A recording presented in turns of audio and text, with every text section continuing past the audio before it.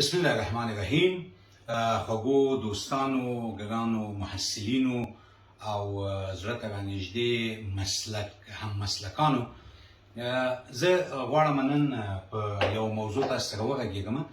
کله کله کلینیک ته موږ ته معاینه خانې ته بعضې مریضان راځي، هغه ځینې اغاز ولایم لري، هغه ته چې کله موږ ام آر آی ورته ورکړو یا سټ سکن ورته ورکړو، د هغې نه وروسته چې کوم هغه عکسونه موږ ګورو، یو شی داسې یو مشکل ده، هغې ته سیسټرنا ماګنا وایي. کله کله داسې تاسې به ورسره مخامخ سئ په نامه د سب اراکنویډ سیسټ هم ورته وایي. دا د نیورولوژي په نیورولوژي کې او همدارنګه یو څه نیورو سرجري پورې هم دا تړاو لري. دا یو بحث ده. دا به نن زه تاسو ته د نیورو اناتومي له اړخه، د نیورو اناتومي له نظره او همدارنګه د نیورولوژي له نظره چې کوم موږ تدریس کوو، نیورولوژي داخله د اعصابو تدریس کوو، دا پکې ډېر مهمه مرض ده، مریضان یې راځي کله کله. دا به وغږېږو چې دا سیسټرنا ماګنا، سیسټرنا ماګنا دا څه شی ده، او ټیلا کورویډا دا څه شی ده. سیسټرنا ماګنا، سیسټرنا ماګنا او ټیلا کورویډا دا څه شی دی. ټیلا اصلا لاتینی لفظ ده او دا د ووون یا د وبدل شوي په معنا باندې راځي. دې باندې به لږ وغږېږو، خو دې نه مخکې چې په دې وغږېږو، ډېر ضرور ده چې موږ وګورو چې دا دي کوم ځای کې، دغه ساختمانونه په کوم ځای کې دي، څه اهمیت لري او څه مشکل منځته راوړلی شي په مریض کې، انظار یې ښه دي که ښه نه دي، تداوي یې څنګه ده. دې باندې به لږ وغږېږو. د دې لپاره اول دلته به یو ډیاګرام وګورو. د ډیاګرام کې ځینې مهمه ساختمانونه دي، هغه به زه درته دلته رسم کړم، تاسې به ورته لږ زره متوجه سئ دې باره. اول به موږ دلته برین سټیم رسم کړو. برین سټیم به دلته موږ او تاسې داسې په دې شکل باندې رسم کړو. دا برین سټیم یو مقطع به موږ رسم کړو. دا پونس او دا هم میډولا. دا میډولا، دا میډ برین، صحیح شو، دا میډولا شو. دا میډ برین، دا میډ برین، دا میډ برین، دا پونس او دا هم میډولا، دا هم میډولا، دا میډولا اوبلنګاټا چې ورته وایي. د دې برین سټیم شاته posteriorly دلته موږ یو بوتاین د مغزو لرو. د څلورو بوتاینونه یو بوتاین دلته ده چې هغې ته فورت وینټریکل وایي. فورت وینټریکل داسې ده، تاسو که چېرته وګورئ په دې شکل باندې دا رقم فورت وینټریکل، داسې یو وینټریکل لرو، ته ته فورت وینټریکل وایي. فورت وینټریکل، دا فورت وینټریکل. دغه برخې ته د فورت وینټریکل دا برخه چې کومه ده، دا یې هغه روف ده، دا روف ده، او دې ته سوپیریر میډلري ویلم وایي. سوپیریر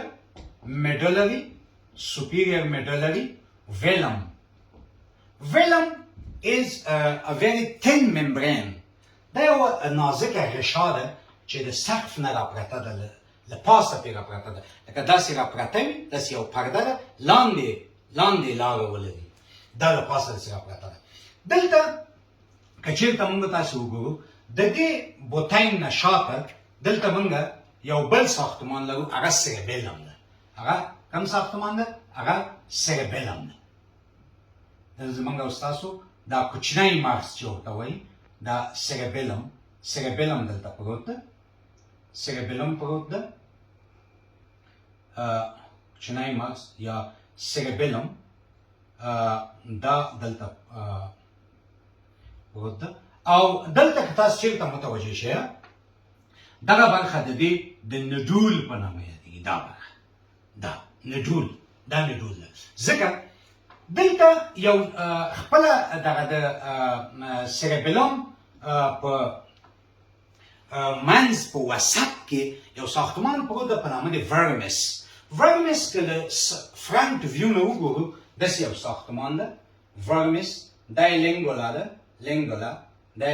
ده، او داسې یو ساختمان پروت ده، داسې داسې یو ساختمان پروت ده دغه آخري برخه یې نډول ده چې دلته راځي posteriorly راځي posteriorly دا posterior برخه ده دې ته نډول وایي نډول دا نډول ده دا بیا په څو برخو باندې ویشل کېږي اته برخې لري چې ډیکلاید د پایرامس او نور یو څه ساختمانونه دي او د دې نه دې خوا او دې خوا دلته ورته څه پروت ده زموږ استاسې دلته هغه پروت ده د سیریبیلم ده دا منځ کې دی ساختمان ته ورمس وایي ورمس دا ساختمان ورمس ښه دې نه اوس به راپرېوځو رابسو خپلې خبرې ګورې موږ یو ساختمان مې درته ویلی ټیلا کوریډا ټیلا کوریډا دلته څه شی ده ټیلا کوریډا دا یوه نازکه صفحه ده یوه نازکه صفحه ده ټیلا کوریډا او دا اصلا د پیامټر یو هایلی واسکولرایزد چې ډېر زیات عاویې لري د دې وینټرلي ایکسټینشن ده ګورئ دلته به موږ تاسې څه رسم کړو دلته به پیامټر رسم کړو دا پیامټر ده که نه چې ټول ماغزه یې پوښلي دي که نه د ټول ماغزه یې پوښلي نو سیریبیلم یې هم پوښلی ده په دې شکل باندې سیریبیلم یې هم داسې پوښلی ده داسې سیریبیلم یې هم داسې پوښلی د پیامټر دا پیامټر ده او بل دغه پیامټر دورزلي شاته پوسټیریرلي دلته دغه نډول سره دا ډبل لیر کېږي دا لیر ډبل کېږي دا رقم overlying of the دغه دې ته وایي inferior medullary velum د inferior medullary velum له پاسه overlying ده دلته دا رقم بیرته ventrally راځي ventrally یعنی مخې ته بیرته مخې ته راځي او د میډولا نه شاته د میډولا نه شاته دا رقم یو ایکسټنشن لري دغه ایکسټنشن ته د ایکسټنشن ته ټیلا کوریډا وایي څه وایي ټیلا کوریډا وایي اوس د ټیلا کوریډا او د کرویډ پلکسس په منځ کې څه فرق ده ګورئ ټیلا کوریډا خو دا صفحه سوله دا یو څه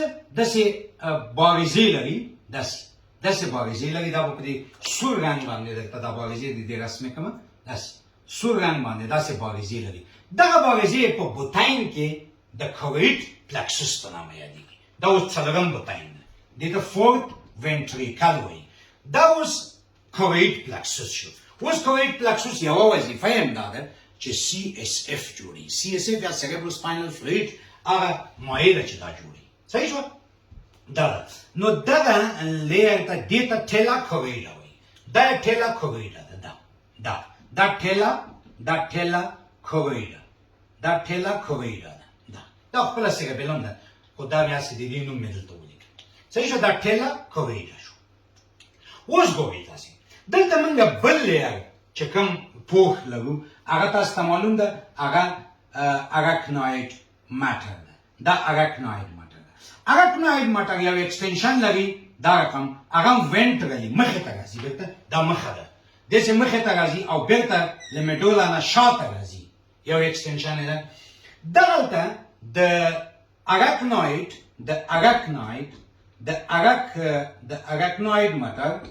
اراکنوید ماټر او د ایکسټنشن اف د پیر د ټیلا کوریډا په منځ کې دلته که چېرته وګورئ دلته یو خالیګاه پاتې کېږي دا خالیګاه ده دغه خالیګاه ده دې خالیګاه ته وایي سیسټرنا ماګنا دې ته سیسټرنا ماګنا وایي سیسټرنا ماګنا اوس په ځینو خلکو کې دا غټېږي دا ډسټنټ سي د دې حجم زیات سي په څه دلایلو باندې په درې دلیله باندې د دې حجم زیاتېدلی سي یو که چېرته دغه سیریبیلم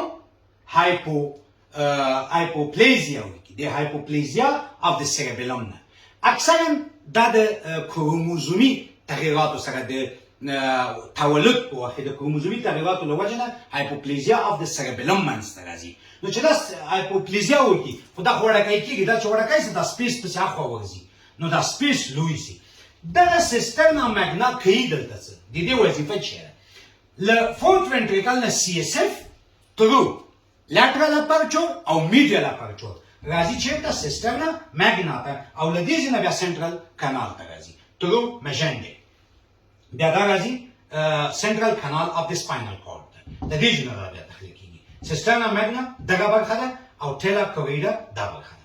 اوس ګوره دلته یو څه خبرې دي. یو دلیل خو ما درته ویلې، یو دلیل ما تاسو ته ویلې چې یو دلیل د دې سیریبرال هایپوکازس کازس ته راسو کازس که چېرته کازس وګورو کازس کې یو کاز ما درته ویلې سیریبلر هایپوپلیزیا سیریبلر هایپوپلیزیا نور په دې اصطلاحاتو تاسو بلد یاستئ. زیاتره دا ترایزومي ابنورمالیټیګانې دي اکثرا چې دا هایپوپلیزیا ورکوي، دا وړکی کېږي، دا غټېږي. بل communicating hydrocephalus communicating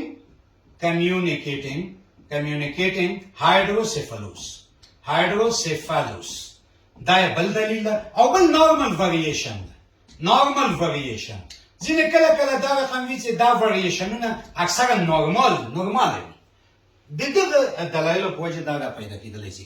مریضانو کې کله چې دا را پیدا کېږي ځینې سردرد نه شکایت کوي، ځینې سرچرخي نه شکایت کوي، ځینې کله د سپیچ او لنګویج ډیفیکلټیز په ابتدا د ژوند کې ورته پیدا کېږي، ځکه کله دا ولادي وي نو په ابتدا د ژوند کې هم کله را پیدا کېږي. او له بلې خوا ځینې مزاجي تغییرات ورکوي. یو تحقیق چې شوی د هغې کې لیدل شوي دي چې اتمانیا حملات هم په داسې خلکو کې لیدل کېږي.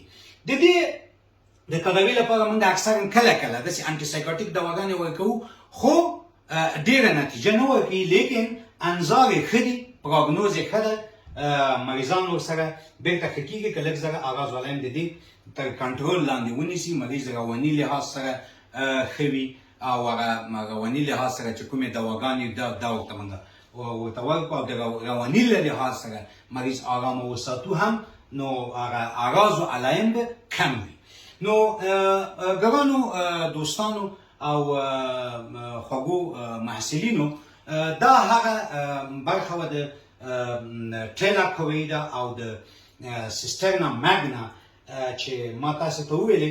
خدای وکړي چې له دې نه تاسې ښه استفاده کړي او د نیورو اناتومي چې یو ډېر مهمه بحث ده او یو پیش قدم مضمون ده د نیورولوژي لپاره چې تاسې په نهم سمستر کې وایي د داخلي د اعصابو لپاره یو مهمه مضمون ده نیورو اناتومي. خدای وکړي چې دا خو ډېر بحثونه دي په دې کې یو بحث نظر هغه وخت ته چې زه لرم وخت پیدا کړم نو انشاءالله یو بحث به زه تاسو ته وایم، ویډیو به درته اپلوډ کوم. نو خدای وکړي چې له دې نه مو استفاده کړي. تر بل ځل چې یو بله نوې موضوع تاسو ته انتخابوم تر هغه م په الله پاک سپارم.